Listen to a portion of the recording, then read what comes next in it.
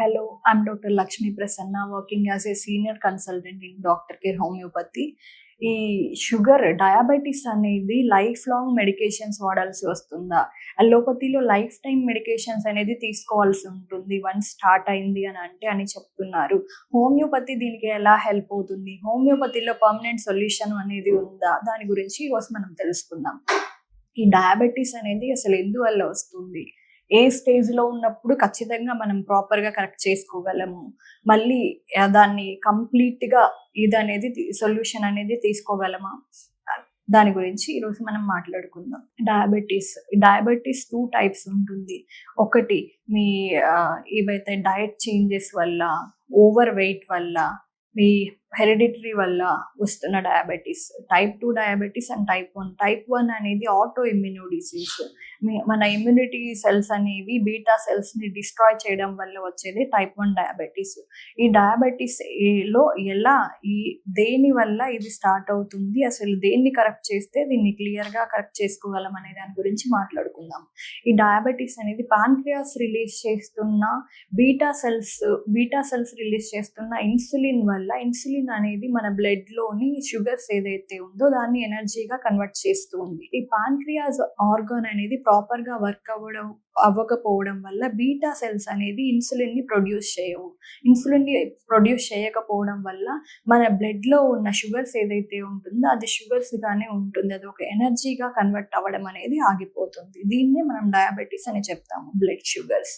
దీన్ని ఎలా కరెక్ట్ చేస్తాము మన హోమియోపతిలో మనం ఎర్లీ స్టేజ్ లో కానివ్వండి, లేకపోతే మీకు హెరిడిటరీ వల్ల వచ్చిన డయాబెటీస్ కానివ్వండి, మీ ఓవర్ వెయిట్ వల్ల వచ్చిన డయాబెటీస్ వల్ల కానివ్వండి, దీన్ని మనము ఇంటర్నల్ గా ఏదైతే పాంక్రియాటిక్ గ్లాండ్ ఏదైతే ప్రాపర్ గా వర్క్ అవ్వడం లేదో దాన్ని ప్రాపర్ గా వర్క్ అవ్వడానికి, బీటా సెల్స్ ని స్టిమ్యులేట్ చేయడానికి మనము కాన్స్టిట్యూషనల్ పద్ధతిలో మెడిసిన్ అనేది ఇస్తాము. ఈ కాన్స్టిట్యూషనల్ పద్ధతిలో మెడిసిన్ అనేది కంప్లీట్ బాడీ మీద వర్క్ చేస్తుంది. ఏదైతే ఇంటర్నల్ గా ఆర్గాన్ ఏదైతే ప్రాపర్ గా వర్క్ అవ్వట్లేదో దాన్ని స్టిమ్యులేట్ చేయడానికి ట్రై చేస్తుంది. మీ బీటా సెల్స్ ఇన్సులిన్ ని ప్రొడ్యూస్ చేయడానికి హెల్ప్ అయ్యేలాగా ఈ మెడిసిన్ అనేది యాక్ట్ చేస్తూ ఉంది. సో మనం ఎక్స్టర్నల్ గా ఎలాంటి ఇన్సులిన్ అనేది లోపలికి పంపించకుండా ఓన్లీ ఈ మెడిసిన్ త్రూ ఇంటర్నల్ గా న్యాచురల్ గా ఇన్సులిన్ అనేది ప్రొడ్యూస్ అవ్వడానికి హెల్ప్ అయ్యేలాగా మందులు పెడతాము. దీనివల్ల మనం కంప్లీట్ గా కరెక్ట్ చేసుకోవడం అనేది జరుగుతుంది. కొంతకాలం మందులు వాడాక మీరు ఎర్లీ స్టేజ్ లో వచ్చారంటే ఈ డయాబెటీస్ లో డైట్ అనేది కీ రోల్ ప్లే చేస్తుంది. ప్రాపర్ డైట్ హ్యాబిట్స్ ఫాలో అవ్వడము, కొంతవరకు ఎక్సర్సైజ్ చేసుకోవడము, వీటన్నిటితో పాటు మన హోమియోపతిక్ మందుల వల్ల ఖచ్చితంగా మనం దాన్ని రెగ్యులేట్ చేసుకోవచ్చు without any allopathic medications or external insulin ఇవన్నీ వాడకుండా.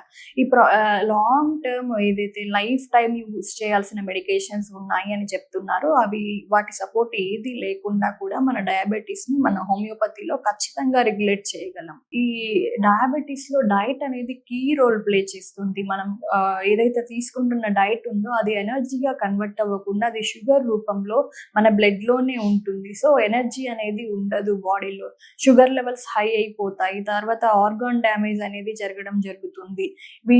వీటన్నిటిని కొంతవరకు బ్యాలెన్స్ చేసుకోవాలంటే డయట్ అనేది ప్రాపర్ గా ఫాలో అవ్వడం అనేది ఇంపార్టెంట్.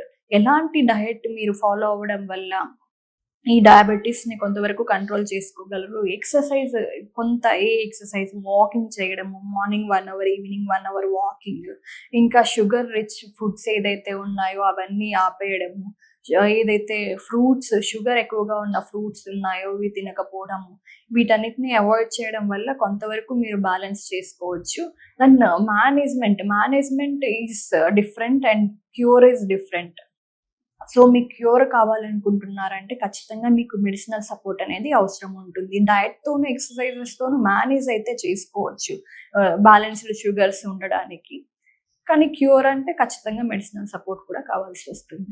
ఈ హోమియోపతి మందులు లైఫ్ టైం వాడాల్సి వస్తుందా? ఇది ఎంతకాలం వాడితే మనం రెగ్యులేట్ చేసుకోగలము అనే దాని గురించి ఇప్పుడు తెలుసుకుందాము. ఈ హోమియోపతి మందులు అనేది ఒక్కొక్క బాడీ తత్వాన్ని బట్టి ఉంటుంది. మీ బాడీకి మెడిసిన్స్ అడాప్ట్ అయ్యేదాన్ని బట్టి అండ్ మీరు ఏ స్టేజ్ లో వచ్చారు. ఎర్లీ స్టేజ్ లో వచ్చిన వాళ్ళని త్వరగానే కరెక్ట్ చేసేయచ్చు.